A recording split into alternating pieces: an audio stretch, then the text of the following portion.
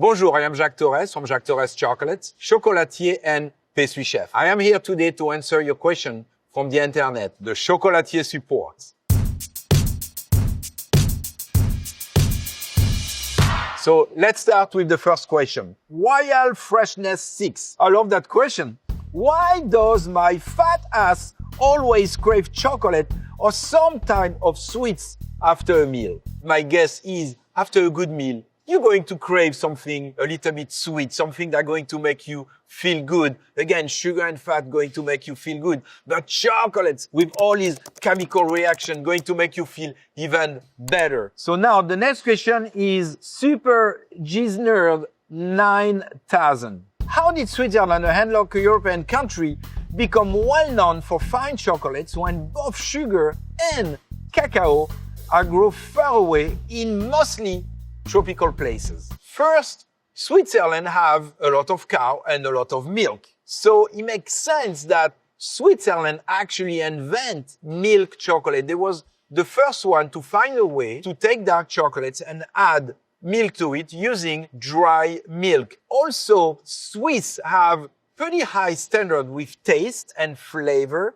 So they was actually picking the best cacao beans from Africa, from South America. So all that make the Swiss very good at making chocolates. The next question is from Richie. What's the deal with Dubai chocolates? I've been seeing it pop up on the menu at the different places the past few months. This is funny, but Dubai chocolates is not really about the chocolates. It's about the pistachio. It was invented in Dubai by a lady. She made those first Dubai chocolate, she posts that into the internet and that go viral. It's a composition of pistachio, kaltaifi, which is a shredded phyllo dough, and then you can add white chocolate, mix everything together, and put that into a chocolate bar. From Baby Cake Bakery.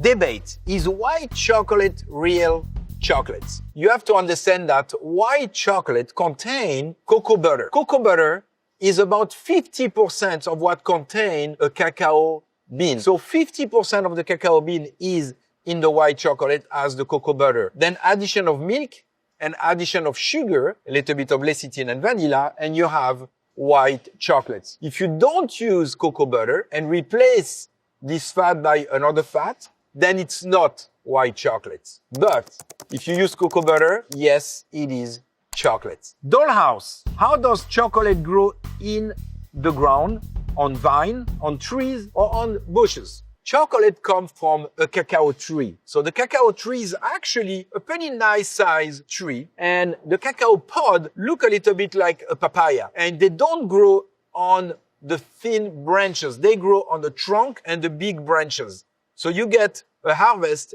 2 times a year, spring and fall. Then when we harvest those cacao pods, we're going to empty them, and inside we have the cacao beans surrounded with a white pulp. That's going to be fermented for 3, 4, 5 days and then dry under the sun. That's how we receive the cacao beans. So the next question is for Korean Spa LA. What is that white stuff on old chocolate? The chocolate going to go to a process called tempering. Tempering is aligning the molecule of fat in a certain way. So when you put the chocolates into the mold, those molecular fat are going to come together, the chocolate going to retract, come out of the mold. But also, the texture of the chocolate changed. The chocolate going to be snappy. Also, the chocolate going to be shiny. Sometimes, if the chocolate is not well tempered, we don't align those molecular fat together, and we mold the chocolate, some of that fat come to the top. That fat became a little bit whitish. The flavor going to be exactly the same. But because all those molecular fat are not together, the mouthfeel going to be a little bit different, maybe not as pleasant. Another way to get white stuff on chocolate is if the chocolate is exposed to a heat source, then the chocolate untemper a little bit. And maybe when it recrystallizes, the molecular fat on top going to come a little bit white. If it's scratchy, it's a sugar bloom. If it's very smooth, it's a fat bloom. Actually, plain dark chocolate is good for a couple years at home. So the next question is from Needlewalk 195. Why do people who prefer dark chocolate act like they are so much better than milk chocolates enjoyers. It's a little bit snobby. Look, what you love, it's what is good for you. My guess is if you eat only dark chocolates, you go directly to the flavor of the chocolate. Milk going to put a little barrier to it, and milk chocolates have a tendency of being a little bit sweeter. I crave milk chocolates on the afternoon. I love dark chocolates on the evening. So the next question is from I Like You. I like this name. How important was chocolate to the Inca, the Mayan, and the Aztecs? We have a farm in Yucatan, Mexico, where we have a lot of Mayan ruins, and we find a lot of artifacts about chocolates. And we learn that chocolate was very important in their culture. That was the food of the god. Rich people of the time was drinking chocolate, sometimes drink with spices. And they was drinking hot chocolates when they was getting married because it's an important night. And also when they go to war to get more energy. So chocolate is supposed to have all those power to make you stronger during your first night after getting married or going to war. Amazing desire. Why isn't chocolate considered a vegetable if it comes from cacao beans and all beans are vegetable? I like to tell my kids that chocolate is a vegetable and they need to eat more of it. I think it's because we add sugar, we add some cocoa butter, we're going to add some vanilla, we're going to add some lecithin into dark chocolates. So even if chocolates come from a cacao bean, I don't think it's a vegetable. I think it's something between, between fruit and candy maybe. And less sugar, certainly better your chocolate is going to be. Veggie Muskeps. I can never get tempering chocolate right. Any tips? You know what? I can show you that now. You're going to need, for tempering chocolates, a double boiler. A stove, water, and the water needs to be just simmering. You break your chocolate in small pieces and you melt your chocolates. Be very careful. You don't want any water into the chocolate. They don't mix very well. So I already did that and my chocolate is melted. So we melt the chocolate to about 100 degree, 105, 110 degree maximum. Then you have some chocolates already cut it in small pieces. Those molecules of fat here are still together. That's called sieving. That's going to help all the molecular fat here to come together. So you take a couple handful of that chocolates, you put it in here, and then you mix it. So you can go two ways. You can leave that in your kitchen and wait like 15 minutes, and the chocolate is going to be soft, almost melted. If you want to know and be sure that your chocolate is tempered, take a knife, dip it into the chocolates, and leave it at room temperature for about a minute. The chocolate should start to thicken. So it's been less than a minute, but look, can you see now? If I touch here, I can see the mark on my finger, but it starts hardening. So if it hardens in less than a minute, the chocolate is tempered. Then you can put it in mold and do whatever you want with it. So the next question is for Past Raccoon 2. Does putting box of chocolate in fridge ruin them? Actually, you can put chocolate in the refrigerator, but you have to wrap the box of chocolate into cellophane wrap or put it into a bag. Why? It's because the refrigerator is going to have some moisture. You don't want moisture to go into your chocolates. Also, if you have onions next to it, chocolate contains fat. Fat absorb all the flavor. So that's where the problem is. Then, when you take chocolates out of the refrigerator, put them on the counter, leave them there, not opening the box or the plastic for a couple hours. Because condensation going to go on top of the plastic, which is water, and that water can make your chocolates turn white. Then you can open your box and enjoy your chocolates. Hotel Chocolat. Do you know where most of the world cacao is grown? Cacao grow 20 degrees north and south of the equator all around the world. But Africa still today are the biggest producer of cacao. Between 60 and 70% of cacao grow in Africa. This is a lot of chocolates. From Hikomori. Often, I see in media people making chocolate for orders as a gift. How exactly is this made? You can buy some chocolates, melt it, and do something with it. You can mold it into a mold, you can make little bonbons, you can dip fruits in it, and then you put that in bag and give it away. It's a nice gift. Okay, so what can we do with tempered chocolates? So this is a polycarbonate mold. You can buy some plastic mold. They will work about the same. They are not durable. This is very durable. Then you're going to need a rack. I'm going to take a ladle, and I'm going to take my tempered chocolates and put it inside the mold here. Okay, almost done. You see how fast it is? One more time. Voila. So then I'm going to take an offset spatula, tap the side of the mold to chase any air bubble that gets stuck into my mold. And then I'm going to scrape the mold. So I take the excess of the chocolates out. And now, in order to create shells, I'm going to reverse the mold and put the excess and scrape my mold again. You can see now that I have little shell, the same than here, but I need to put it this way so the chocolate going to go around the mold and create those little shells. So that will take few minutes to set. But look what's interesting is that they will just unmold. So that's very good because the chocolate is tempered. When it's tempered, it comes out of the mold very easily. It retracts and comes out of the mold. If it's not tempered, it will not come out. When you're done with that, you can fill those little shells with whatever you like. So imagine that you have guests at home. You can put a little whipped cream as an example and a raspberry on top, and you have a little desserts like that. You can put that on your table. That's one way of doing it. What we do here at the Chocolate Factory, I use some praline. Praline is a mixture of caramels. Then now you can use 200 grams of hazelnuts, stir. Then when it's cold, put it on the blender. And then you get this type of cream. Then you can add 20% milk chocolates to it, and you have the filling of your chocolates. This is a piping bag. I'm going to take the praline into the piping bag. So when you use a piping bag, put your hands here and turn. So this way, nothing going to come that way again. The mixture will come out of the top. Scissors, and then you can start filling your mold. And then when you are used to it, this is the real speed.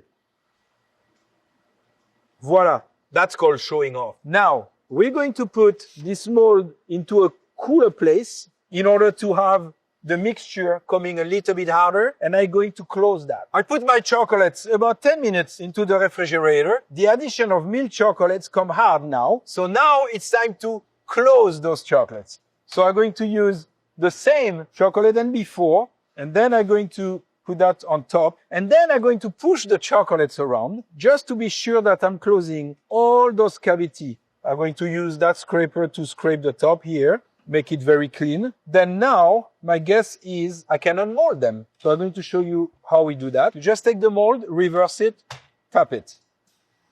And the chocolates come out. And this is the finished chocolate. I recommend that. This is delicious. The next question is from Idea World. How does geography affect the flavor of chocolates? Think about wine. Why wine is different in Burgundy than in the south of France? As an example, is the terroir and also the weather. And by terroir, I mean the ground where the grapes going to grow, or the ground where the cacao tree going to grow, going to change the flavor of your chocolates. If you go to Madagascar, if you go to South America or Africa, the trees that we plant, all that going to be that the chocolate is going to have a different flavor. As an example, in South America, you're going to find some very flavorful, whimsical taste of chocolates. So it really depends where you go and also how you ferment and how you're going to process your chocolates. Everything is important, like making wine.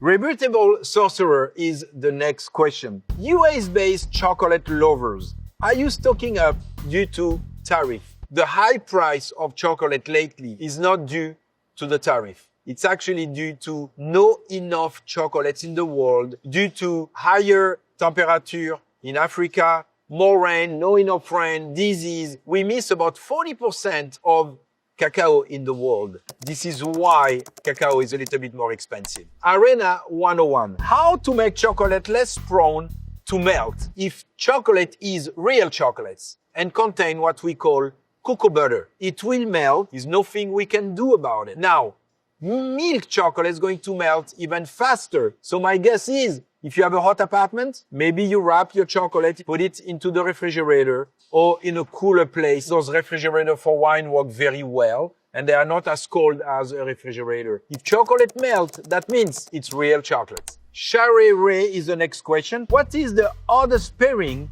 that you have tried that actually work with chocolates? Any recipes? Oldest pairing with chocolate is actually spices, ancho and chipotle chili. It works beautifully. Just don't put too much of it. From LOX, how did chocolate become an Easter thing? Person say, I ask while eating chocolate. Easter come at spring. And what is spring? Spring is renewing. Spring is birth. This is why, especially in Europe, when it's Easter time, you find a lot of chocolate egg. So this is why you will find chocolates for Easter and especially Easter eggs. The next question is for Cas98 time 2. Why milk chocolate doesn't expire for ages, but milk expire in a couple days? The milk into your chocolate is dry milk. What makes the milk spoiled is actually the water content into the milk.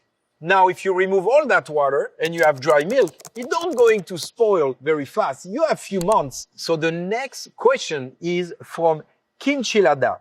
Is this a potential treat of chocolate going instant by 2050 going to be the event that finally bring world together? It's a lot of rumor about that. And I don't think that chocolate going to go extinct. But there is more and more challenge growing cacao. Global warming, sometimes too much rain, sometimes not enough. Then we have development of different fungus and disease into the cacao tree. When that happens, you have to burn the tree. A tree takes 3 to 5 years to mature and to get cacao. This is why lately chocolate is so expensive. But scientists are working on finding different ways of making trees that are going to support a little bit more heat. Or maybe planting the tree in different places. Another problem is farmers, until now, did not make enough money. So they stopped growing cacao. But lately, chocolate is at about 2.5 times the price of 2 years ago. So because it's more expensive, it's because we have less cacao, but farmers get more money. So I don't think that cacao will be extinct. Might be a little bit more expensive. A core user asks, how does a chocolate factory work? You know what? I am in my factory. Come with me. I'm going to show you all my secrets. This beautiful machine behind me is called a roaster. So we will take the cacao beans or the almonds, put them on top. We're going to roast them. And then when they are roasted, they're going to go into this machine to cool them down. Then we have a piece of equipment here to make the chocolate from scratch. This is called a winnower. That's where we put the cacao beans on that side. The cacao beans going to come this way, cracked. The nibs going to come on that side. The shell going to fall on the other side. And then we will put the nibs inside the McIntyre. And the McIntyre going to ground everything and crunch the chocolates. This is how we make chocolates. That's the machine that helps us making chocolates 500 kilo or 1,100 pounds at a time. This is the warm room. Why? It's because we have melted chocolate in this room. We have big melter, 5-ton melter, 1-ton melter. The chocolate is pushed through a pump and from the pump into the ceiling, into those wide pipes. And in different stations, we can open a valve and the chocolate will flow into a machine. Or you can take a chocolate shower. This is called a pen coating machine. Pen coating machine, imagine that you take almonds and you put a couple 100 pounds of almonds in there, spin it. So now the almonds are tumbling and it's kind of a rain of chocolates on top of those almonds. The almonds going to get enrobed with chocolates, but because the movement and the cold air, they don't going to stick together. They keep rolling like that. And it's called grossing. So we gross the almonds, they become bigger. When we have as much chocolate and almonds, we stop it and they are ready to be eaten. I keep talking about the center of the chocolate, so the filling. This is where we mix our filling. We actually put the chocolate, the cream, the alcohol, the fruits, close the machine, and we vacuum the air out. No air means less oxidation, longer shelf life. So we don't put chemical to have a longer shelf life. We do it mechanically. this is the ganache room. So we will put here those big aluminum trays all the way and back, and we put some rollers around them with a piece of paper on the bottom, and then we're going to pour the filling of the chocolates. So the filling of the chocolate is going to go on top of the ruler, make them flat, let them cool down. Next day, we use a machine called a guitar that's going to cut those little chocolates into square, and then we put those little filling square into the enrobing line, and the enrobing line going to enrobe those chocolates. This is an enrobing line. I love this machine. Imagine that we take pretzels or even the filling of a chocolate. They go on the belt here, and you can see under the chocolates come out as a waterfall. So the chocolate is going to come here, get covered top and bottom. Then from there, it will go under a fan. Then from the fan into a vibrating belt, and from the vibrating belt into a refrigerator. That's a cooling tunnel. Okay, so when the chocolates come out of the enrobing line, then they're going to go into a belt, and the belt is basically a refrigerator, and the chocolates end up in packaging. Okay, that's all the questions that I have for today. I hope that you learned something.